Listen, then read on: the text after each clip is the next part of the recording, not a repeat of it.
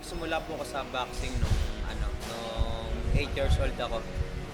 Lagi akong pinapa-sparring ng papa ko dun sa labas namin. Pero ano lang naman po yun, parang katuwaan lang. Parang wala talaga akong idea na mag-game boxer ako nun. Kasi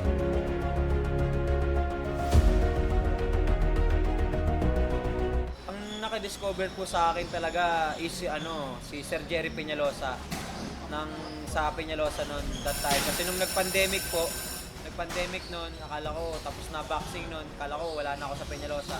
Kasi that time hindi pa ako naka-contract nun kay Sir Jerry. Kaya wala akong idea kung makakabalik ba ako pagtapos ng pandemic. Hanggang sa nag-discover ako ng kapatid niya din, ni Coach Jonathan Peñalosa. Yun yung nagbukas ng pinto sa career ko nung that time na kay Coach Jonathan Peñalosa na. Yun yung pagbalik ko dun sa Libis na in-scout niya po kami noon, pina-sparring niya ako, pinanood niya yung sparring ko kung magugustuhan niya. Nakita niya po yung skill ko sa sparring. Sabi niya, kunin kita.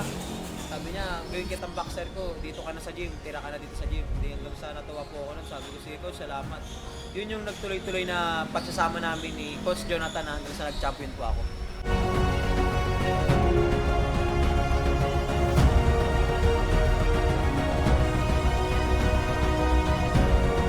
Winner by knockout and the new Top Philippine Youth Bantamweight Champion, Kenneth Llover.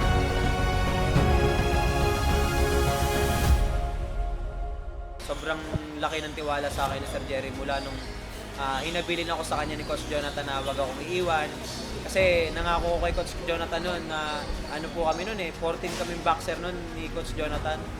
Talagang as in naubos lahat yun. Pero sabi ko kay Coach Jonathan, ako yung unang pumasok sa'yo Coach, pero ako yung boxer na hindi kita iiwan. Kasi sa'yo ako nagsimula.